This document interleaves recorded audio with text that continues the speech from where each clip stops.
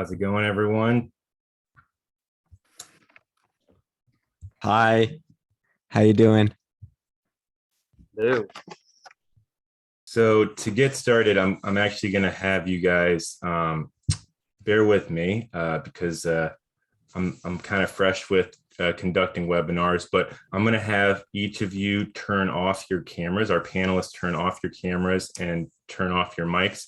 I'm going to do a quick introduction of what we're doing, and we'll kind of go from there. Does that sound good to everyone? All right.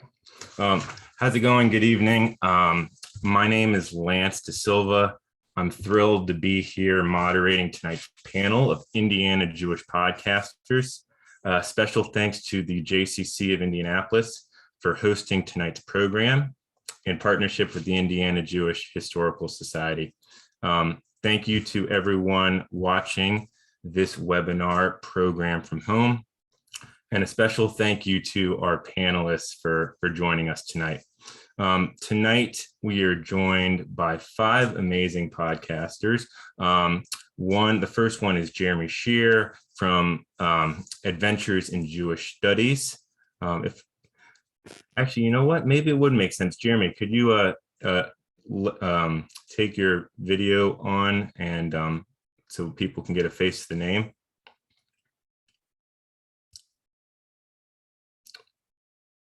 Or not? No, that's okay. Well, can you hear me? We can. I cannot start my video because I think it's being blocked. I need permission to start it. No worries. Okay, we've got someone on the back end. There we go. There we go. Hello. This is Jeremy Shear from Adventures in Jewish Studies.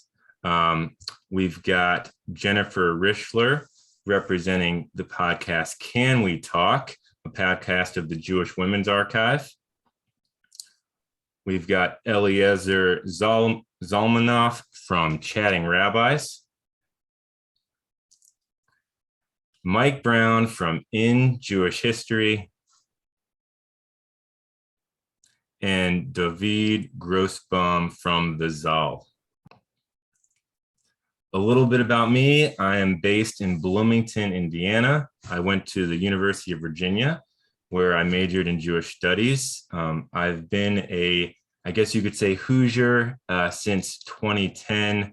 Most recently, I have been serving as the Associate Director at Indiana University Hillel, an organization that I love, that I've worked at for most of my Jewish professional life. It's kind of bittersweet as my last day there is coming up in a couple of weeks on June 15th. I'm seeing a little bit of a career shift. I'm actually going to be starting a career in real estate in Bloomington as a realtor. But then I'm also going to be doing some passion projects of my own. One of those being a podcast myself. I'm creating a IU alumni podcast that is not the purpose of tonight's program. But I'm excited to increase my network of podcasters based in Indiana. It's exciting for me to be here tonight because of how much the level of knowledge and expertise and insight that we have on tonight's panel. How the hell did I become the moderator for tonight? That is a great question. I have to thank Mike Brown for that. He's the executive director of the Indiana Jewish Historical Society and one of our panelists tonight. He actually reached out to me a little over a month ago, and I guess we had been corresponding a little bit here and there about some of his work, and he saw some of my teaser material on my podcast that I'm creating, and he just kind of asked me if I was interested in being part of this event, and it seemed like a great opportunity. And I wasn't sure what that would kind of entail for me, but I'm really glad that I took on this because it gave me the opportunity to listen to some amazing podcasts. You guys our panel is doing some incredible work. And I'm excited for what our listeners today watching tonight's program. You guys are going to get the opportunity to really hear about some really cool content You guys are doing things. You guys are tackling Judaism and from so many different angles. And I'm not gonna steal your thunder. You guys are gonna have a chance to tell us all about it. So how is tonight gonna work? Tonight is just making sure we got the chat here. Each of our panelists are going to have a chance to tell us a little bit about their podcasts, up to 10 minutes. Tell us a little bit about yourself, highlight what your podcast is, how did your podcast come into being? Feel free to share any collaborations that you're involved in as it relates to your podcast. Attendees, people that are watching, they'll have a chance to use the Q&A feature. There is a Q&A feature on the webinar. So if as you're hearing the panelists talk about their great work and you've got a question, feel free to write that in the Q&A. Depending on how many questions we receive, it's possible we may not get to all the questions. I also have a list of questions that will help guide our discussion. And then I want to talk to our panelists a little bit about some ground rules for tonight. I don't think we're going to have any issues because it seems like we're all pretty well versed in Zoom. But when you're not speaking, make sure you're muted. We do have someone on the back end helping us with that if we need it. And then I think it's important to note that all of our panelists are representing many different backgrounds within Judaism. And I want to make sure that tonight really is not a platform to necessarily debate each other's religious backgrounds, but more so highlight the awesome work and the content that we're pushing out to our listeners in the Jewish community and beyond. And in the process, I really hope that each of us can expand our networks, increase our listener base, and have some fun and learn from each other. So I'm going to ask our panelists, do you guys have any questions based off the ground rules? Feeling good? Well, I was prepared to debate our religious backgrounds, so I'm going to have to pivot in the moment here. That's really what I wanted to do. So I'll do my best. I have full faith in you, Jeremy. I already know that we're going to have a ton of fun here, and I'm guessing you just got a great sense of humor, and we're going to roll with it. All right. So without further ado, Jeremy, would you be willing to kick us off and tell us a little bit about your work, your podcast, and who you are? Sure. So I'm Jeremy Shear. Well, first of all, thank you so much for inviting me to this event. It's really awesome. And to all the folks who organized it, really cool that you guys did this. And it's an honor to be here. And for everyone who showed up to participate, thanks for coming. So I'm Jeremy Shear. I am also in Bloomington, Indiana. And I run a podcast production company. So kind of my main day job is I have a company called Conversa, and we produce podcasts for B2B companies that do business with other companies. And so that's kind of like what I mainly do. But as of until this year, actually, I was part of a podcast called Adventures in Jewish Studies. And actually another panelist here, Jen Richler, we worked together on this. And this was a podcast for the Association for Jewish Studies, which is an academic organization, international for Jewish studies professionals and professors and teachers and people like that.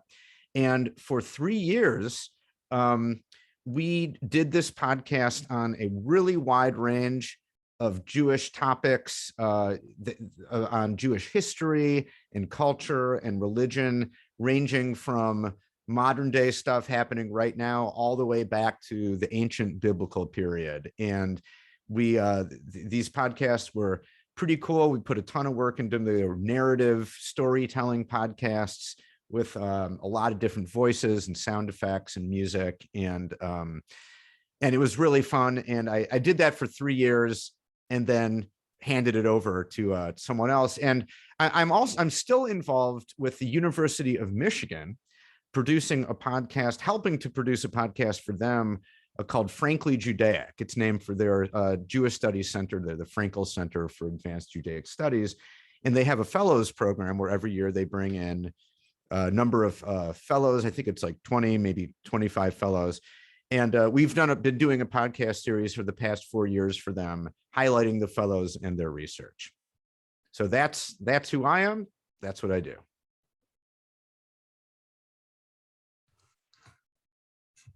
Could you tell us a little bit, because I know I want to give you the floor a little bit longer. Oh, sure. Oh, I get longer. Yeah, Oh, you okay. you do. Yeah. So could you tell us a little bit about like why Jewish studies? Like, what was your connection to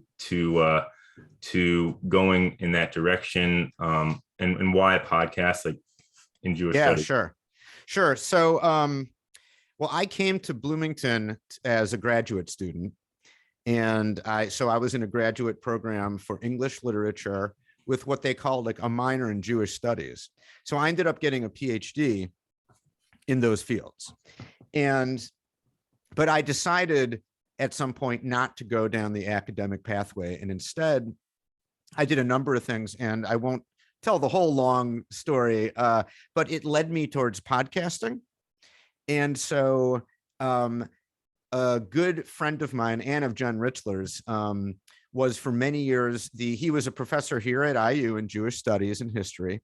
And then he went to Michigan, the University of Michigan in Ann Arbor, and he was the head of their program there for a while. And so when he got there and he started working with this fellows program, he thought, hey, wouldn't it be cool to do a podcast? So actually, he was involved. He was sort of at the center of both the podcasts, Adventures in Jewish Studies for Association for Jewish Studies, and at the University of Michigan. So because we're friends, so he reached out to me. He knows I do podcasting, and he just thought it would be the perfect fit.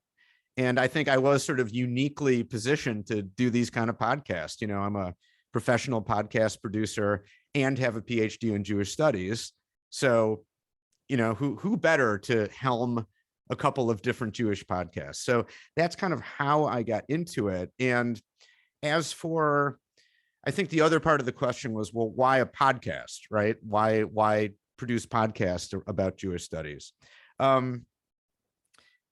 I think a big part of it was that podcast, as we all know, and especially going back even just like 4 or 5 years, podcasts were still kind of new and really growing in popularity, and was kind of like the cool new thing. If you're an organization, you already have, of course, like a website, right? You probably have a blog. Maybe you've done some videos and other things like that. But a podcast? Oh, that's okay. That's kind of new. How do you do that? And should we do it? Well, yeah, we should look at these numbers. More and more and more millions of people every single year, every month even, are listening to podcasts. So we got to get into that. And so I think that was the impetus on the for like U of M Jewish Studies and for the AJS to get into podcasting. I think they just thought it would be a really dynamic medium to do what they wanted to do. And they really both had a similar mission. And this was to take academic Jewish studies and translate it in a way and in a medium that could help to popularize this kind of scholarship. If you've ever had any experience with scholarship or reading scholarly books or articles, they can be hard to read. They're written by specialists for other specialists. And so typically the average person, they're a little bit impenetrable. And so if you're interested in Jewish studies type stuff or Jewish history, and you try to read an article in, one of the academic journals, it probably won't be a very fun experience for you. It's just a lot of like jargon and language you don't understand. And even if the topic seems really interesting. So our mission in both of these podcasts was to kind of do a translation exercise. Take research, academic research, and translate it in a way and turn it into a story that anybody could understand and learn from. And I guess the Adventures in Jewish Studies is probably the more interesting and sort of elaborate example. So I'll give you an example of one of the kind of stories that we would tell, would that be of interest? Please, yeah. And I don't want to monopolize the time, but yeah, please share. Is it? Yeah. Okay. Go for Yeah, it. sure. Absolutely. So for example, and this episode was a little bit unusual, but we did an episode on Henry Ford, the famous inventor of the Model T, right? And on Henry Ford and the Protocols of the Elders of Zion, which, as many of us on in this platform, I'm sure, know, was this anti-Semitic tract written first in Russia back in the early 20th century, and it's still around to this day, and it's kind of a classic anti-Semitic document positing that there's a secret cabal of Jews who sort of rule the world and rule banking and sort of manipulate things behind the scenes in this nefarious way. And it's been the source of a lot of anti-Semitic activity and violence throughout the 20th century and now on into the 21st century. And Henry Ford played a really big role in disseminating it throughout the world. I won't tell the whole story, but you can go listen to the podcast. But anyway, you could read academic articles on this and you'd learn a lot, but we did it in this really creative storytelling way. We actually partnered with an organization called Theater Dybbuk. They're based out in Los Angeles. And we sort of brought this story to life. So we involved a number of researchers and historians who specialized in this area. We interviewed them to get their take and then get those sound bites. We also, through Theater Dybbuk, worked with a number of voice actors who read directly from Henry Ford's writings and other writings in the kind of like using different voices, and we use audio effects to make it sort of like old-timey audio, like coming from a different age. And then we wrote a script with narration and used music, and we put together this fairly elaborate piece telling the story of how Henry Ford got involved with this, like what drove his virulent anti-Semitism, why he was so interested in the protocols, how it spread, the history of them and everything. And it's just a really cool, immersive, like audio experience.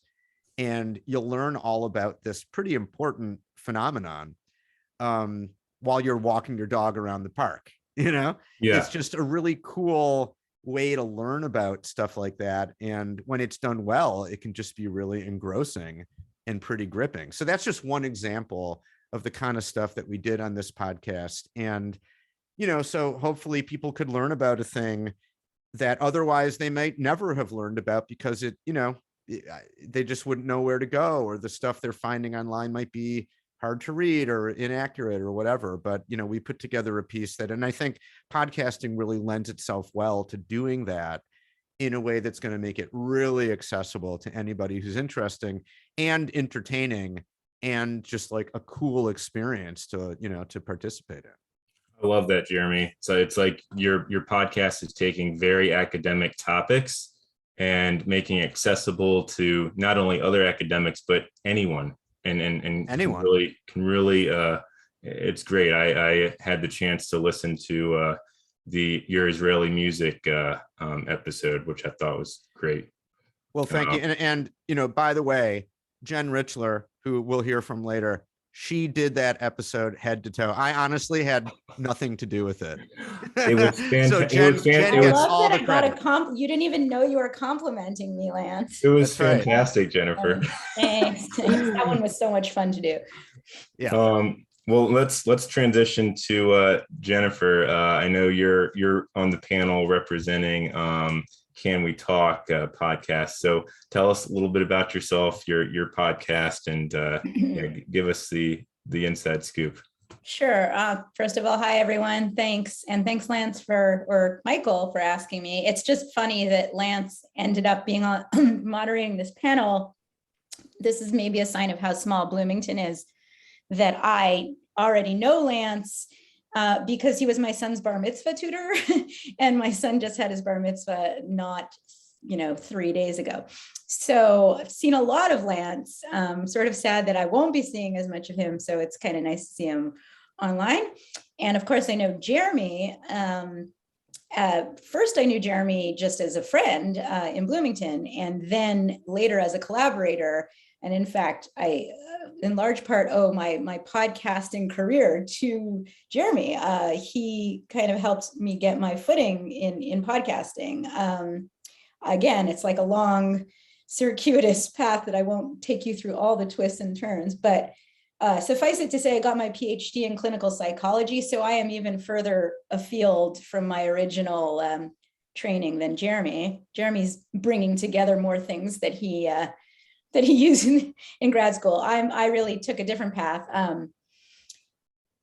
Short version, I mean, after I decided not to pursue a career in academia after a few years post PhD, and then had always liked writing. So I started doing some print journalism, freelancing, including like a local Bloomington magazine that Jeremy had written for. So we had some overlap in that. And then, after a few years, I really enjoyed it, but it was becoming clear that, print was really on its way out, not out completely, but on the decline. Opportunities in print were just like evaporating in front of my eyes. Whereas, and as Jeremy already alluded to, at this very same time, podcasting was starting to explode. And I thought, I had been a huge consumer of podcasts and thought of myself as someone who, was a writer, but more than that, a storyteller. And so podcasting just struck me as another form of storytelling, and perhaps one that would afford more opportunities for work. And so I started just sort of dipping my toe in. And my very first venture into podcasting was actually with Jeremy in a totally sort of just for fun capacity. We produced for quite a while, almost a year, a podcast called the B-Town Lowdown, which was all about events and culture in Bloomington. So once a week, we would do sort of a rundown of things happening that week in Bloomington. And we would bring on a guest. We would interview someone doing something interesting in Bloomington. And Jeremy was the producer of that. He did all the actual like editing and mixing and all of that. But we came up with ideas together, and we sort of, we had a lot of fun with it. It was great. Didn't make any money from it, but it was great. And I thought, this is something I could imagine myself doing. I took a workshop a couple of years just before COVID through a organization called Transom, which is kind of loosely affiliated with public radio, with NPR. And they're on a hiatus right now from doing these amazing workshops, but partly because of COVID, but they do these intensive workshops where they teach you like basically everything you need to know to start doing podcast production or radio production. And so I came away from that with at least like the toolkit to really feel like I could do this. And I had sort of already started doing a bit of the Jewish podcasting, again, through all roads lead to Jeremy. So Jeremy sort of had asked me to come on to first Association for Jewish Studies, the Adventures in Jewish Studies podcast, and then also the Frankly Judaic one. And sort of as I got more comfortable with the production side of things, I took on more of that role. Whereas before I'd been more on the idea side and maybe a little bit of the like script editing and stuff. As I learned the tools, I actually started producing episodes.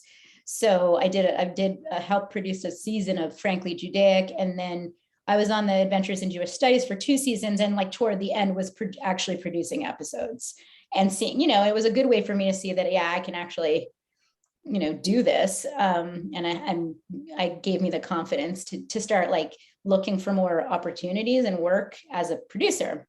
So this opportunity through the Jewish Women's Archive kind of, I wouldn't say fell in my lap, but when I saw it, I thought, oh, well, now this actually would make sense for me it's something I could do. It brings together, I have this Jewish podcasting experience.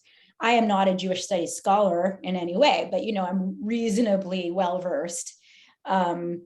and you know, in contrast to Adventures in Jewish Studies, the Jewish Women's Archive, I mean, sometimes it can have a scholarly focus, but it's less of that. So I can sort of give you a taste of like the kinds of topics we've covered. It's really very, you know, it's very wide ranging. So we've done everything from like a group of women who just before Roe v. Wade became law were doing underground abortions.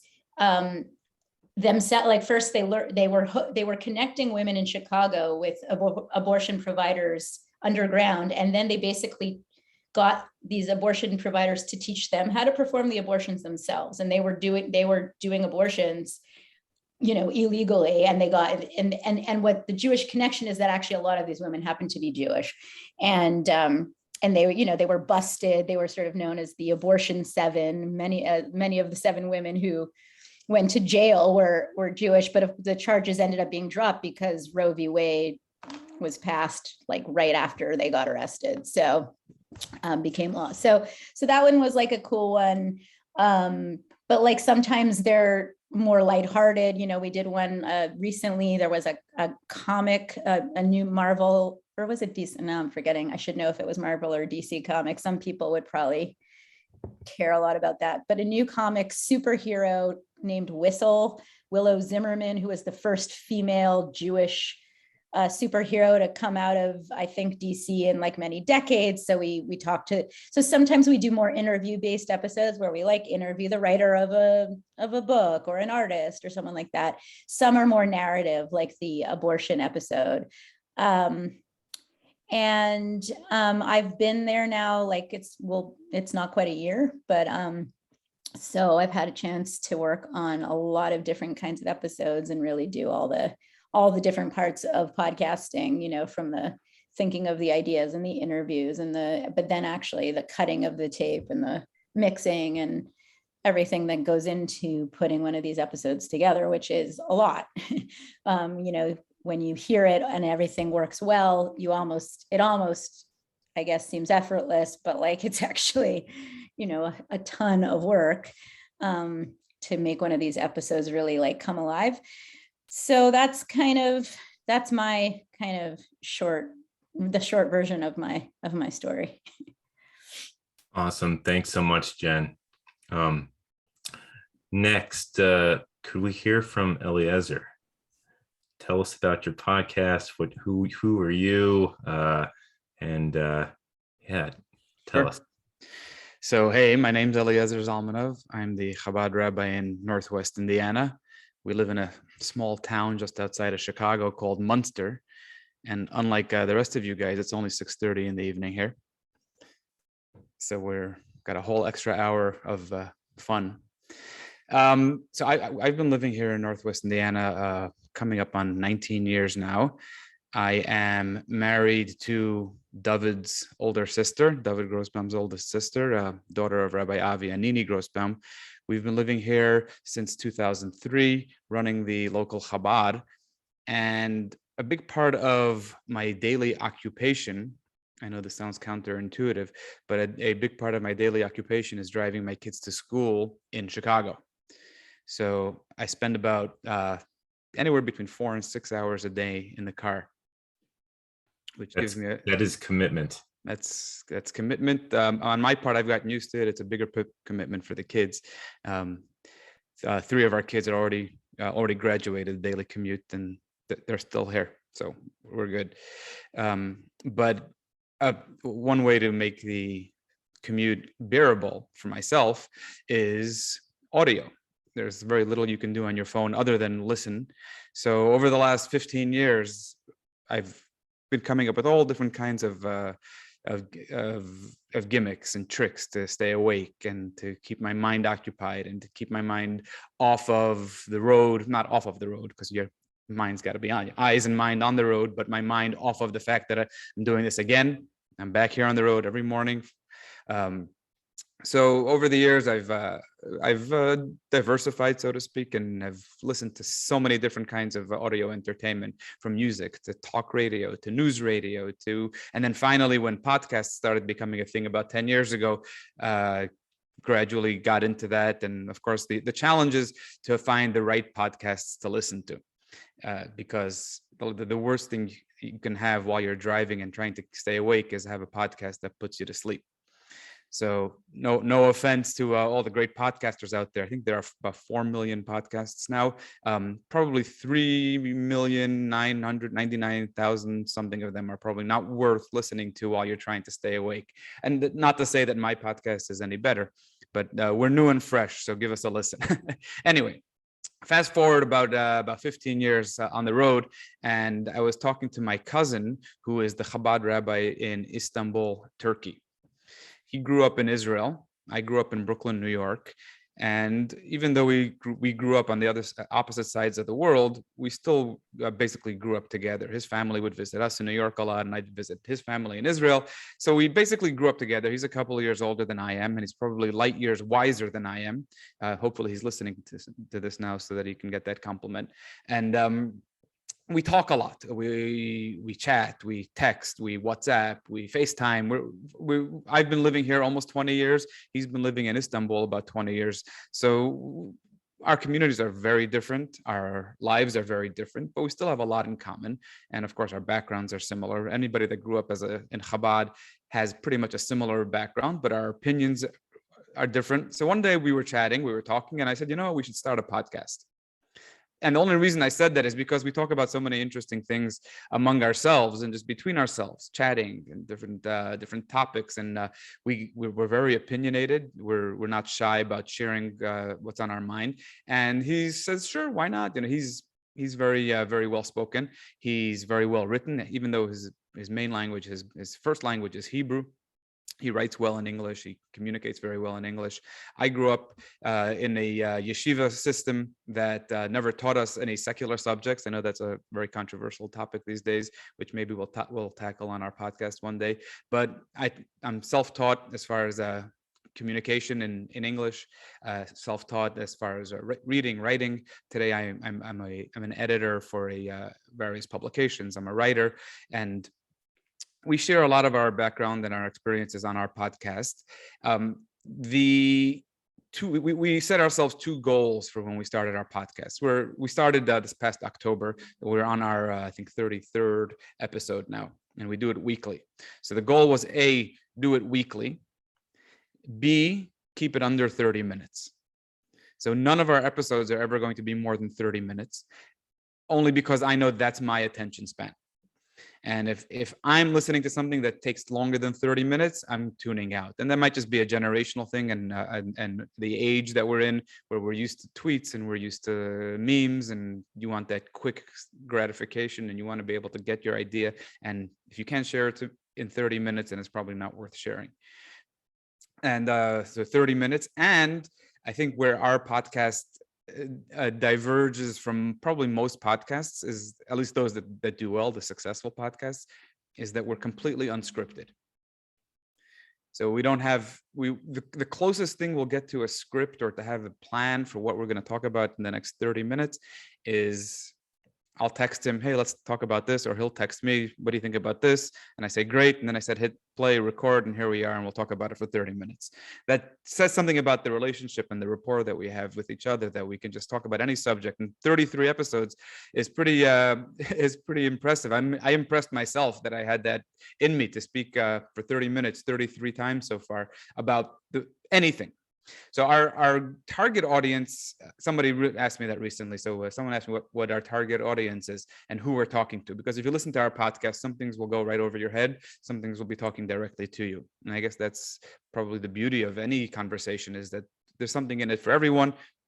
A little bit here, a little bit there. Our target audience is not necessarily our local communities, although sometimes our local communities do tune in and do interact and do share feedback. But because of the global nature of our podcast, because I'm in Indiana and he's in Turkey, we kind of have a reach anywhere and everywhere in between, from Brooklyn to Israel to California to Canada to Turkey to and anywhere in the United States, where we have listeners everywhere, and we get feedback from all different kinds of people, and a lot of people within the Chabad movement itself, people that are rabbis like ourselves, or yeshiva students, people that are just, people spending time in the car like we do and are looking for something, a distraction from the monotony of life.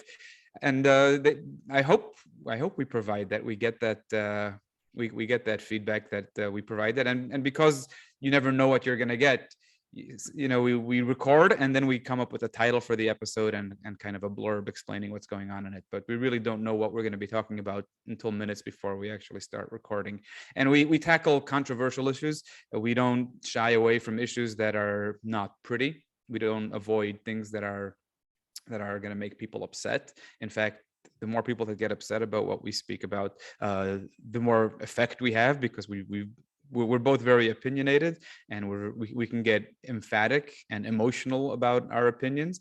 And that's all part of the game. It's all part of the content that we're creating. Get out there, talk to people, share with them what's on your mind, and not be closed off from critique. We've gotten feedback from a couple of our episodes that we had to actually go on the next episode and do a clarification or a sequel and give a little bit more of the story, because at the end of the day, 30 minutes isn't a lot. So sometimes you need to follow up with a second episode. But that's my story. I love it. Quick follow-up question. You said you go in unscripted. Do you guys have an idea of where you want the end to be? Like, if you're giving yourself 28, 29, 30 minutes, do you going in thinking, okay, we want to touch on these things, or not so much? Well, because we're rabbis, so that's always going to be our goal. Our goal is always at the end of the day for there to be a lesson, for something that you can take out, a takeaway. So I listen to these rabbis talk for 30 minutes. What's the point? And that's kind of our goal. So even though it's unspoken and it's not scripted, but we're never just going to end the episode. Okay, I hope you enjoyed it and that was a nice story and have a nice day. There's always going to be a lesson. There's always going to be a takeaway and a bottom line. Very good. Thank you so much, Eliezer. Next up, Michael Brown from In Jewish History. Tell us a little bit about you. Right. So my name is Michael Brown. I'm the executive director of the Indiana Jewish Historical Society. I want to thank everyone and the JCC for hosting us and this wonderful, diverse group. I mean, I who would imagine so much diversity of Jewish podcasters in the state of Indiana? I mean, can we all give everyone some virtual applause right here? Because people say, where's the diversity of the state? And here amongst ourselves and so many different points of view and perspectives and formats. So I hope that we could kind of give a good taste of sort of sample of the types of Jewish podcasts that are out there. So I really thank you for coming out today and providing your perspectives. But anyways, about me, so I started In Jewish History because really, what do people really know about 200 years of Jewish history in Indiana? And my first episode was with Hasia Diner, Dr. Hasia Diner, where we talked about the Jewish peddlers and kind of how they established different territories within Indiana.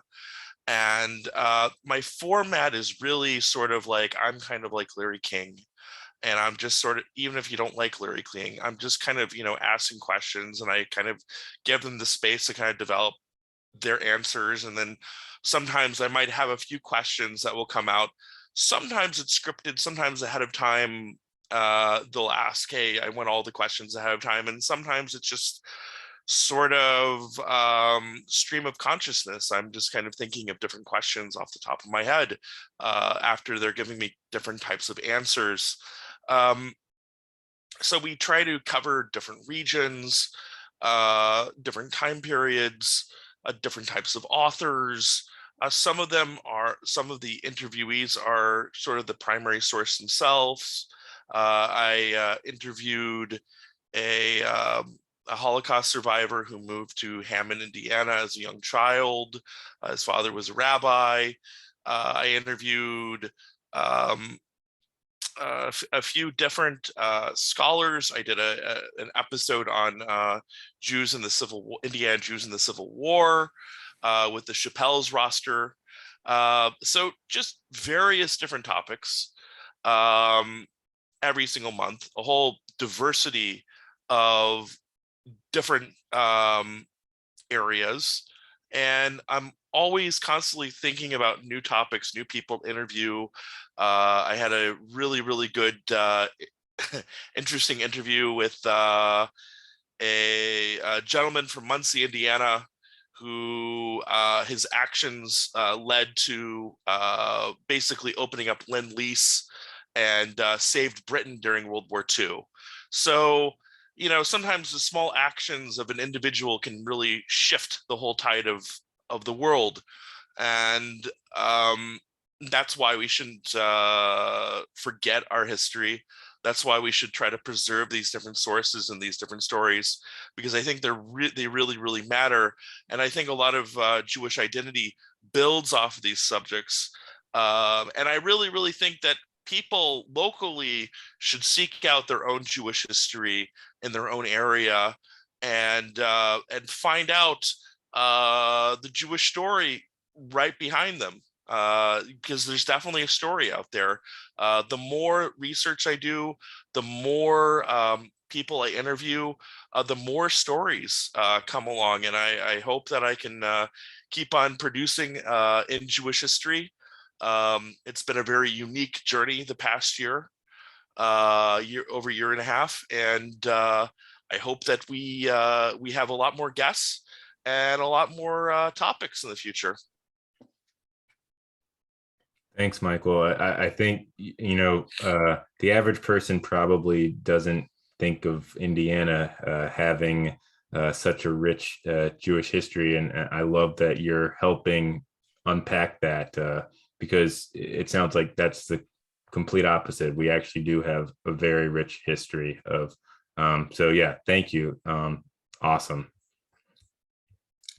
Next up, Dovid Grossbaum, representing the podcast The Zal. Tell us, who are you? Good evening, everybody. Thank you for having me. Thank you to the listeners that are attending in person and the thousands more that will be watching on Facebook and YouTube once the recording is posted. My name is David Grossbaum. I am originally from Indianapolis. Thanks to the Jewish schools in Chicagoland, I was sent boarding there already in 5th grade. So I left home in 5th grade, about 10 years old. Spent my time all over the world in yeshivas studying, and only moved back to Indianapolis after 15 years. So 2 or 3 years ago, I moved with my British wife back to Indianapolis. We joined the team at Lubavitch of Indiana here in Indianapolis/Carmel. We founded Young Jewish Professionals of Indianapolis, which is our main focus. We also founded a CTN chapter, a Hebrew school, baby stuff. We help around in camp, so we've got our hands full. But additionally, a podcast materialized as well. I had always been into podcasts. I love the format. I think as far as popular consumption of media goes, it's the most objective and the one that you can truly get an idea of whichever topic is being covered. So I was always a big consumer of podcasts, but what always bothered me was the fact that I felt a very narrow niche wasn't being addressed. And it went something like this. If you would draw a Venn diagram, you would have on the one hand Jewish, but you could broaden it even further into say basically any serious podcast in one circle. And then the other circle was the fun podcasts, the conversational podcasts, the podcasts that didn't have an agenda. So they could be talking about anything. And even if there was meaning being divulged or discussed on that podcast, nobody got sweaty or nervous if no content was delivered in that circle, right? And those two circles basically remain distinct. You have exceptions, but generally speaking, there are few. And I felt in the Jewish world specifically, you had very few. So you had a lot of Jewy podcasts, which are great and fun, but I felt weren't necessarily delivering rigorous Jewish content, not necessarily Orthodox Jewish content, but serious Jewish content, thought-provoking Jewish content. And on the other hand, you had plenty of very serious, more top-down, lecture-y Jewish content on the other hand. And I felt that both of those worlds would benefit from getting to know one another, of having content that's actually important and meaningful discussed while keeping it more approachable, humorous, and kind of an easy listen to the layman. And I felt that wasn't addressed. That always bothered me. And for many, many years, I had a conversation with Eliezer a year or two before we started the Zal. I was saying, someone has to do this. Someone has to do this. And I was saying, maybe I'll do it. But the way things are when you're about to, set out on a new endeavor, you just procrastinate. So it took a while. But then finally we did it. And we opened the Zal. My choice of partner, my co-host, is a great guy named Adam Valen Levinson. Adam is a very close friend of mine, but extremely different than I am as far as the naked eye goes. He's Jewish, but not observant in any of the modern understandings of the word. He is an academic. He's has almost attained his PhD at Yale in sociology. He is a stand-up comic. He is an author of the Abu Dhabi Bar Mitzvah that you can find on Amazon. But we met in China, and we hit it off right away. It was, godly serendipity that we met. And after meeting in China, we were, talking like, oh, when are you going back to New York? Oh, 2 weeks. So we both ended up back in New York in 2 weeks. It so rapidly, it almost was meant to be. And we became very close friends after that. At the time in New York, I had been studying Torah one-on-one with young Jews throughout the city in Manhattan.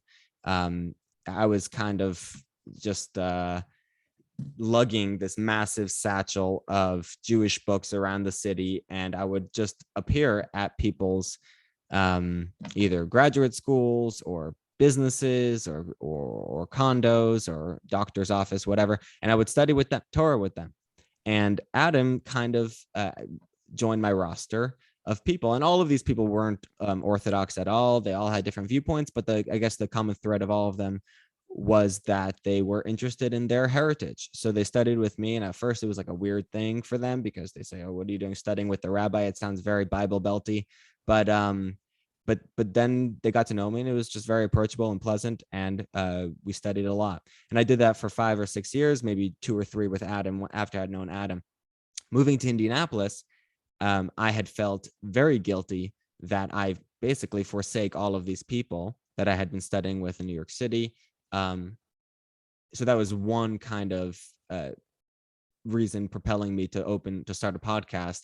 And the other one was that with the young Jewish professionals of Indianapolis, I'm getting to know hundreds of young Jews in the Indianapolis area. And while we do host classes, they are difficult to attend for a lot of people. So my wife gives a women's class, which is on average attended by 10 or 20 people. I give a men's class regularly, again, 10 or 20 people. And to our parties, we have, between 50 to 150 people attending, and we know, a bunch of people more. And it just, classes are just a hard sell for somebody the way a party is. And, but everyone wanted to learn. They just weren't necessarily prepared to give that much of their schedule for it. So that was the other thing propelling me to do it. So my past, the former study partners in New York City, and my present, all the young Jews that I know in Indianapolis that wanted to have some, substantial discussion on Judaism. So we opened the podcast. I convinced Adam to do it. He's a busy guy. As you could imagine, he's writing a new book now. The name chosen for the podcast is the Zal, because I felt that a Zal, some of you may not know, but a Zal is the Yiddish for a study hall. I did the etymological research, and it's actually originally from Russian, which just means a hall, but we use it colloquially as a study hall. And people on the outside assume that in the study hall, it's just a bunch of very, serious black-hatted young men swaying over ancient texts of Talmud, which there is that, but there's also kind of this, life just general life which exists within those walls. You know, people catching up, people grabbing a coffee, people joking around, just classic. And I felt that that was kind of, as I said before, the niche that I was looking for, where, you know, there is this rigorous study of Talmud and primary sources in Judaism happening in the Zal, but also there's the fun stuff and the conversational stuff and the friendly stuff and things that are more lighthearted happening in there as well. So therefore, I think it summarized the name. Also, having a one syllable name is useful in today's day and age too. You know, I assume we're among friends as far as the listeners go, so I could, you know, if you need to bleep this out for the Facebook version, you could do that, Mike or any of the staff. But there was an expression when the in 770 Eastern Parkway, which is the Chabad headquarters, the synagogue there, they had recently, I don't know which year this is, maybe Eliezer could fill me in, maybe in the 80s or the 70s, they had recently installed lockers in the basement of 770. And here, this is arguably the most famous synagogue on earth. And people are finally having an opportunity to own a tiny piece of real estate in this huge synagogue. You know, it's tiny, it's a locker, it's a foot by a foot, whatever it is. But when you own that locker, it became like a status symbol because you're owning a locker in 770. And there quickly grew this expression about the owners of the lockers. And I'll say it in Yiddish first. It says in Yiddish, you don't need to bleep it out because I think few people understand it. The words were "Jeder Kaker hat a Laker," which means, I'll translate it loosely, every person that has excrement possesses a locker. In other words, it's not such a status symbol to own a locker. The question is, what are the contents of that locker, right? And I feel like there's a similar dynamic happening with podcasts, that if you tell your friends, oh, I have a podcast, great, you know, every Yeder Kaker hat a Laker, every person could possess a podcast. There isn't really anything to brag about within that. However, if you fill that locker with, you know, things of serious content, and obviously gather a listenership, but even if you don't, even if you make a good product and it's interesting and valuable, then that locker is being filled with something valuable, and you therefore do have some reason to boast. I think there's a dynamic there as well. We're still new with our podcast, but we've really enjoyed it. We aren't as prolific as Eliezer, and I'm sure the other ones are. We come out with an episode maybe once or twice a month on average, but we've really enjoyed it. Our listenership has grown. We've had some really cool write-ups on us in the press, so it's been an all-around good experience. Awesome. Thanks so much, David. So we're going to transition to kind of Q&A. I'm going to remind any of our people watching at home, if you guys have questions, feel free to add those using the Q&A feature. Some of the questions that I'm going to ask right now are posed to any of you. So if the question really resonates with you and you'd like to share an answer, we're kind of going to open up the floor to anyone. So one question I had was, you know, we're all based in Indiana in some way, and so I'm wondering, as you're going through your creative exercises, or, you know, really trying to create content for your podcast, I'm wondering, how does Indiana, being in Indiana, or just like how does being a Hoosier squeeze into your work as a podcaster? And if it doesn't, that's fair, but I'm curious how it does. Am I starting?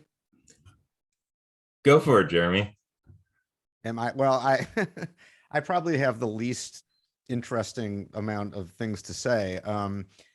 It doesn't factor in a whole lot for me because my work is all remote, and the podcast work I've done on Jewish topics honestly hasn't had much or anything to do with Bloomington or Indiana. It's all just about what it is, and I rarely leave my basement home office where I am now.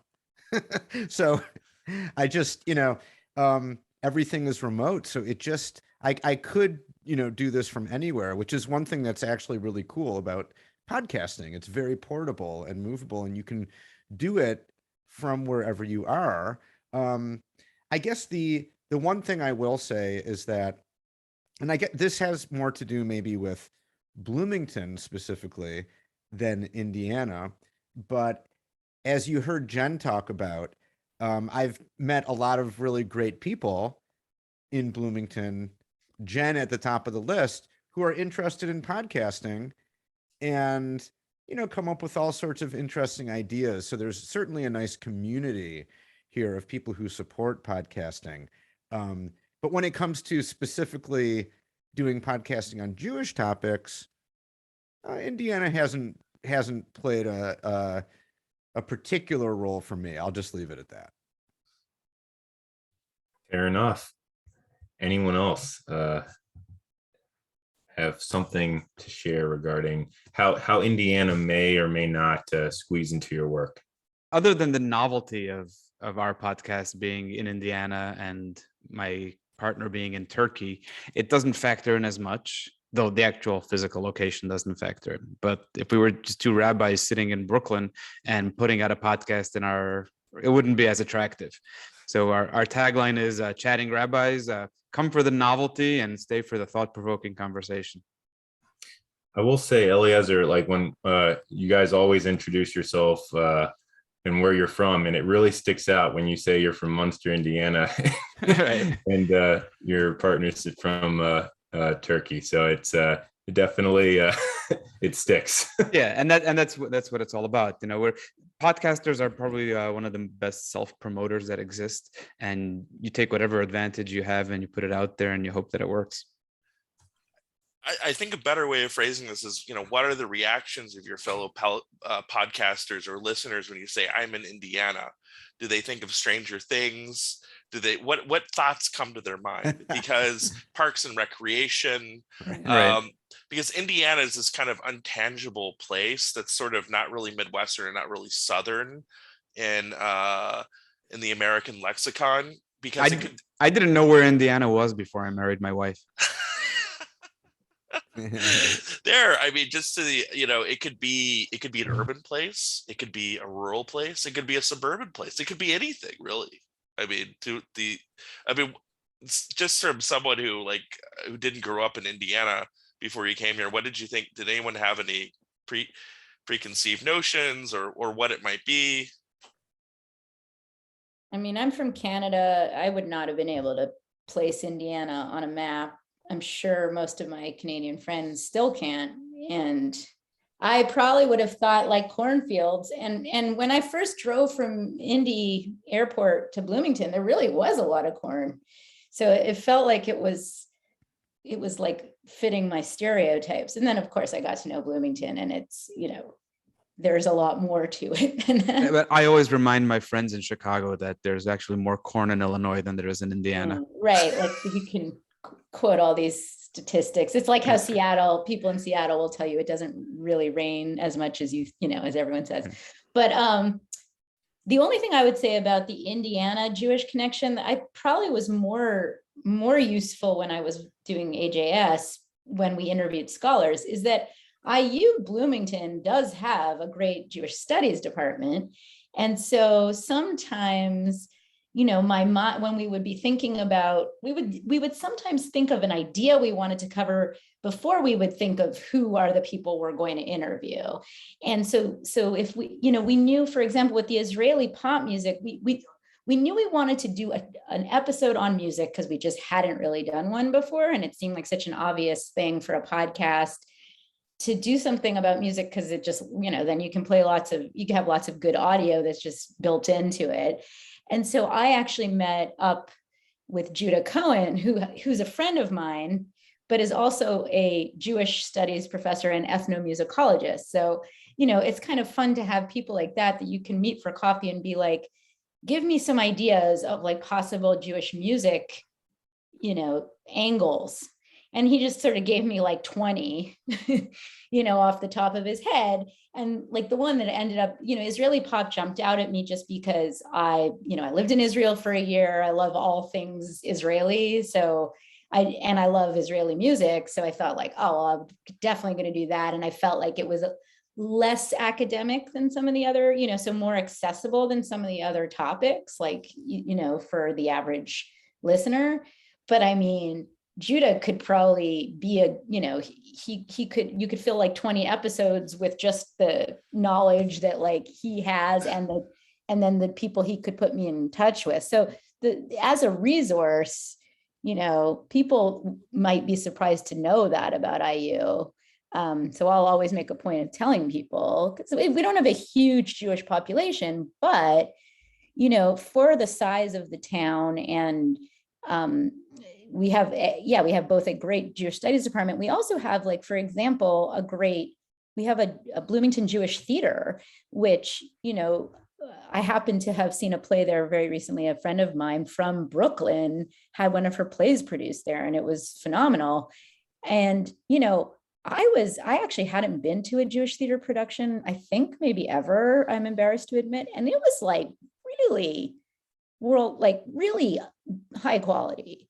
And, you know, I thought it was going to feel more like community theater, you know, just fine, but nothing out of this world. And it was really exceptional. So I think we have these sort of gems, you know, that people don't always think you're going to have in Indiana. So I agree with everything Jen said. this is why I like working with Jeremy, because don't get a lot of pushback. Go for it, David. I just wanted to jump in that for us, the Indiana element isn't so much that I'm from Indiana, it's that the overwhelming plurality of our listeners are from Indiana. So we have that really nice dynamic where when I go to a Young Jewish Professionals event, or I go to Shul, where I serve as assistant rabbi, the discussions sometimes are revolving around the most recent, you know, topic on an episode, which is, you know, gives you a feeling of intense vibrancy, which is great. But then there's Adam, who's my co-host, who has nothing to do with Indiana besides for me. And like he's a big traveler, and I just imagine him trying to impress a girl somewhere in Abu Dhabi, and he's like, there's a tiny community in Indianapolis that is obsessed with me. And so that dynamic's also interesting from his side of things. Thank you, David. Anyone else have reactions to that? I think for me, my podcast is just, it's limited geographically. So I feel like Indiana is sort of a character in my podcast that I always have in every episode that I have to have there, because the format is limited to Indiana. Even though, you know, it might be a person who grew up part of their life and then it goes to other places, it's always somehow comes back to Indiana, because that's really, in my podcast, I guess it's the only one that's limited to the state of Indiana. So I like that. Indiana is like a character in your podcast. Yeah, it's real. So here's a question for you guys, and I'm gonna take over the Q&A. We've got no questions yet from our listeners, which is okay. So let's say you're coming across someone on the street, you start talking about your podcast. They've got a very limited amount of time, but they want to listen to a couple episodes. Is it possible? Could you give them your 2 to 3 like favorite episodes, or maybe like the 2 to 3 that they should start with? And let's say maybe they have intentions of listening to your entire podcast, maybe they don't, but if they had to start with 2 to 3 episodes, what would you tell them? I would definitely say start with the Jewish community of Richmond, Indiana, because for some reason that's the most popular episode we did. I go figure. And then the scrap dealers episode, I think, got a lot of people listening, because so many Jews around America and Canada have background in scrap metal. So that episode actually got a ton of listeners. But I was not like, I was thinking, you know, it would be like, you know, the big authors or the, you know, the more exciting stories. But you know, listeners really tuned into the Jews of Richmond, Indiana, mysteriously enough. So although to its credit, the historian who I spoke to is a very well published historian, even though it seems like it's a relatively limited topic. So take a listen at that. It's actually quite good, even though it sounds like it would be the most limited podcast I did for a small Jewish community. You guys hear that? Check out Jews of Richmond, Indiana. All right, what other plugs do we've got? So I actually had to just go look for Adventures in Jewish Studies. I actually had to go to the podcast page to remember all the episodes we did. And I'll pick a few, and then Jen, maybe you chime in too for some of your favorite ones. Well, I think the one that I think was probably the most popular was one called The Origin of the Jews. Yeah, that was cool because it's such an interesting question. What is the origin of the Jews? Is there an origin? That one got quite a lot of attention. Let's see. We did an episode just called Camp, about Jewish summer camp. That was really fun, probably one of our more fun episodes. And one more, I'll pick one more, and we'll go with Israeli pop music, which we've already talked about, which truly is a really good episode. We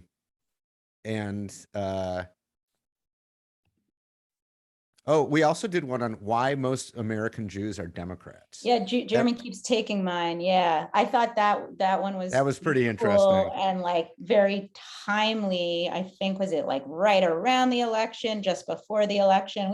We would try to peg things to the calendar somewhat. So like the camp episode for sure came out close to the start of, and tracing the history of like, why is Jewish summer camp such a thing? And I mean, growing up in Indiana, see, it's also one thing that's interesting to me, and it gets back to your other question, Lance, is like, I grew up in Montreal surrounded by Jews, and I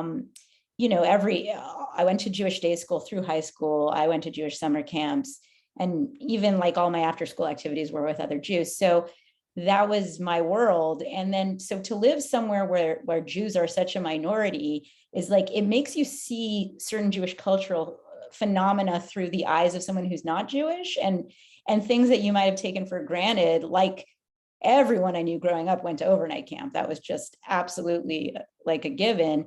And non-Jews, right. I would say as a parent, it's a combination of, they think you're brilliant because like you figured out a way to send your kid away for like a month, sometimes two. But there's sort of a combination of that, and they sort of think you're evil too, because like it's not non-Jews tend not to do overnight camp in that way at all. Like if they do, it's a week or 2 weeks, but nothing quite as immersive as this like, entire summer long experience. So the point of that episode was partly to look at where does that come from and like the historical roots of that. But it also it was fun, right? And it's fun. I mean, camp is a fun topic. So you could take something like a little bit, like there is an academic side to it, but make it a lot more fun because the topic is just naturally, lends itself to that. Yeah. Anyway, so, I mean, at the end of the day, Lance, the answer is, it is impossible to narrow it down just to 3, I'm afraid. You just have to listen to all of them. If you're we'd rather, it's either all or none. If you're not going to listen to all, we don't want you. But they could start with those. Those could be your gateway. 3, 4, yeah. They could be. Okay.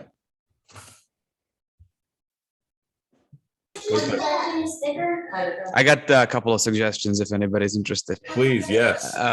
So these are my suggestions, and maybe my partner, Rabbi Chitrik, will have different suggestions for things that he wants to promote. But I think 3 of our probably best, from my perspective, not necessarily the most listened to, but maybe this promotion will help it get more listens, is the episode that we did about whether or not Jews should be visiting Auschwitz today. We did an episode about Chabad's relationship with Zionism and the state of Israel. And my personal favorite, even though I think we still need to readdress the subject, is whether rabbis should be political from the pulpit. Good one. So those are three that are off the top of my mind. I think need to be listened to, and of course I'm biased. I think we tackle the subject well enough, as well as we can, in 30 minutes. Should Jews visit Auschwitz? What's the? Well, That's interesting. The spoiler is that I'm more ambiguous about it than leaning towards not, and my cousin and partner is very strongly for it. Oh, okay, interesting. Yeah, We'll have to take a listen. I'll have to listen to that. Yeah. What about you, David? I'm just looking through the episodes as well. You know, I'm not as prolific as probably anyone on this panel. Nevertheless, you know, when you're creating an episode, you're so invested in it, and as you invest yourself in future episodes, you almost aren't as present as you originally were in them. Nevertheless, if I had to sum it up to three, we're such a young podcast that we're still deep in our evolution of our style, I would say. But we did two podcasts recently, two really short ones that we kind of got out of the way and let Ukrainians talk about what's going on in the Ukraine. And they come from very almost borderline opposite angles. The first one was a deeply religious man who strikes religious tones stronger than most rabbis I know. And the other is a deeply secular Jewish guy that was a former writer for President Zelensky. And he's, you know, making sense of his life, both extremely poetic from you know, opposite angles. Another favorite of mine is one that we recorded in collaboration with the Jewish Learning Institute in New York City. They're an international organization, but they got us on in their studio to record it, and we got the green light to release it earlier on our podcast. And that one's entitled Your Words, and it's about the importance of finding your own words in religiosity. You know, people assume that religiosity is just above to below, where you just kind of accept things without couching it in your own terminology. And we were discussing the importance of couching it, you know, finding your own tailored understanding. And the last one I'd share was probably our most popular, is our interview, or a two-part interview with a Hasidic rapper named Nassan Zand. Nassan is also a close friend of ours. I've known him for a long time, but we discussed, I think, a good topic, and we discussed it well, I think, where we asked some difficult questions about the nature of music in Judaism or even Hasidism. We discussed a lot of the post hypothetical. If a Hasid from the olden days that was composing a Hasidic melody went in a time machine and appeared today with the same melody even, and then you could change the hypothetical, and if he was composing a melody in today's style, because at the time, he was 300 years ago, 400 years ago, they were composing melodies in their style, you know, and the melodies that they composed 400 years ago are deeply respected and are in our mind holy. Shouldn't we then, assuming we could get this guy into the time machine, shouldn't we then treat melodies which are composed today with the same credence?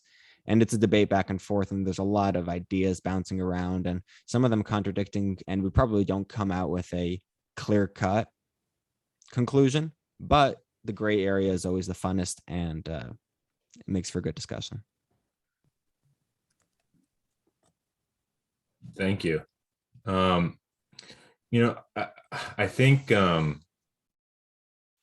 we all have maybe an idea for what we hope our podcast is, particularly for the people that are listening. And so I'm wondering what type of impact you guys are hoping to have on your listeners.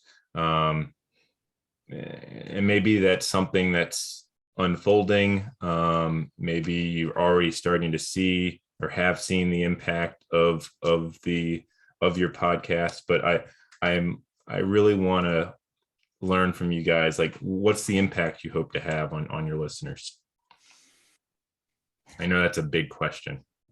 My goal as it's evolved over the last half a year, is to get people to listen to diverging opinions, and someone that you disagree with, still listen with an open mind and hear the conversation, and either you side with one side of the conversation or another. And we don't always disagree, but we do have some arguing on our podcast, and show people how, listen, look, you can be mature about any issue that faces the Jewish community.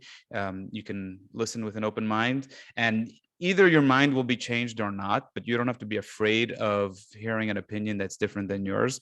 And the more and the deeper we get into it, the more we're faced with the I guess the critique of how dare you say that? How could you have said something like that? And that flies in the face of everything we hold valuable and holy, from a Chabad perspective, and also from a regular, typical American Jewish perspective.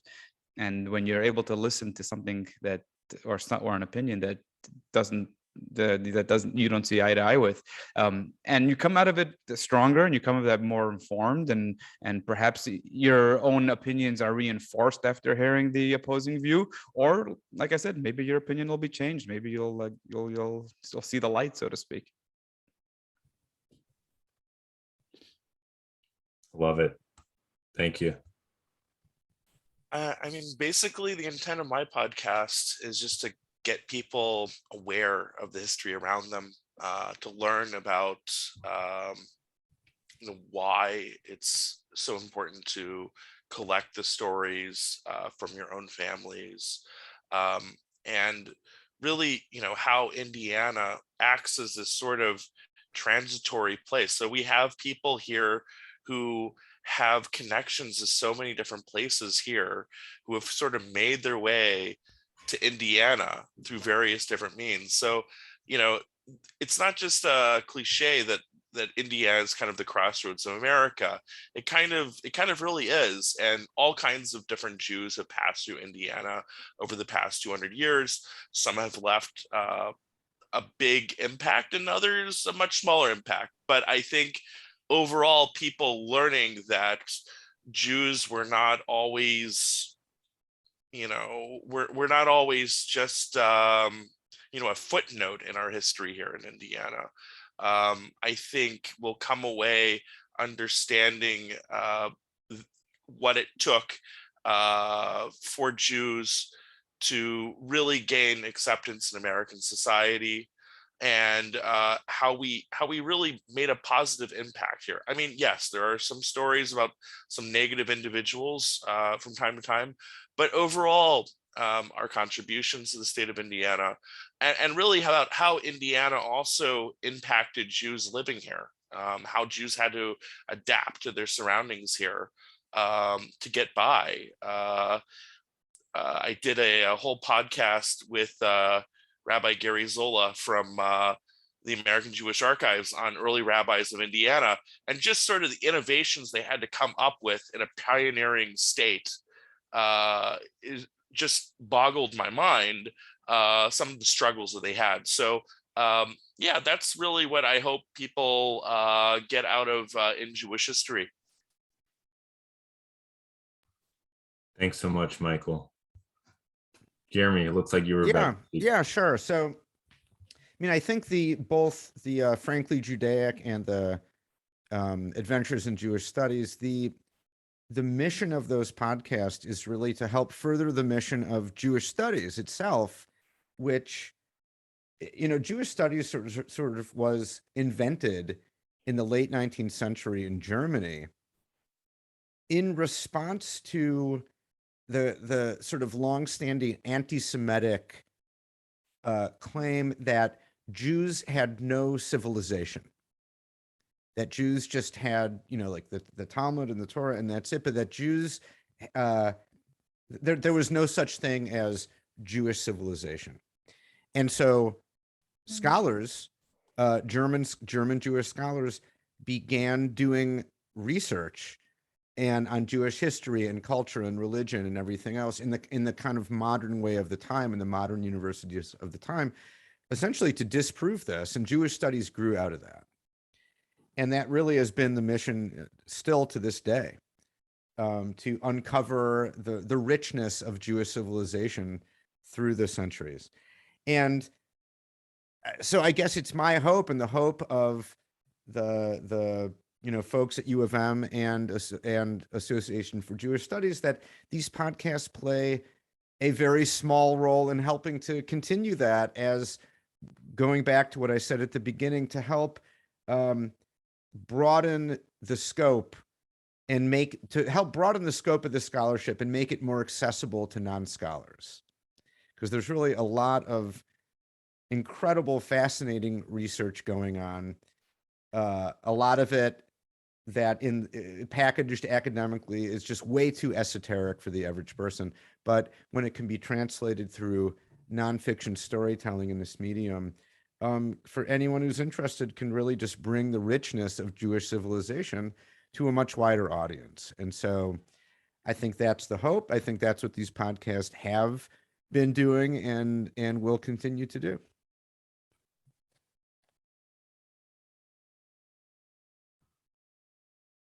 Thank you, Jeremy. Anyone else? I mean, I think, I've listened to like a number of Jewish podcasts over the years, like partly out of interest. And as I got more into Jewish podcasting, also like kind of as a, to scope out like what is the landscape of Jewish podcasting. And one thing that has struck me at times, and maybe it gets back to your Indiana question a bit, Lance, is like, how sometimes these podcasts can be very like new, sort of have a particular lens on like Jewish culture, which is very New Yorky, sometimes very Ashkenazi, because like, that's who the hosts are, or that's where they're based. And so, yes, people are talking about what they know. And, but I think when you don't live in one of those places, you sometimes become more aware of like, oh, but there's interesting things to say about Jews in Indiana, or, not all of Jewish life takes place in Brooklyn. And like, it can be, I think, to know that there's like a Chabad in Munster, like would surprise a lot of people. And like, I think it's sort of both fun and refreshing to like challenge those stereotypes and push back a little bit and reflect something about the diversity of Jewish experience that I hope Can We Talk does that, also by telling a lot of stories about women, which sometimes get left out too, right? Like, I sometimes, if you look at like who are guests on a lot of Jewish podcasts and who the stories are told about, they can often be told about the same kinds of people a lot. And they might be very interesting stories, but sometimes you wonder like whose stories are not being told as much. And so I hope that's one thing we do, is like tell stories of people that maybe you haven't heard of, but whose stories like also deserve to be told. Yeah. Awesome. Thank you, Jen. I want to be mindful of time and respect everyone's time.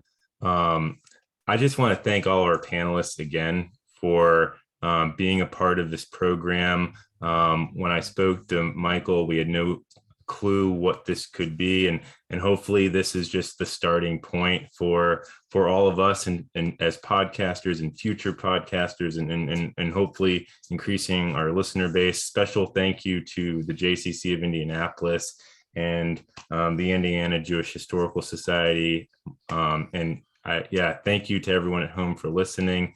It's been a pleasure. Everyone has some homework now. You guys have some podcasts to listen to. And there's a ton of great content out there. All you got to do is put on the headphones or turn on your car sound system and you're good to go. So thanks again.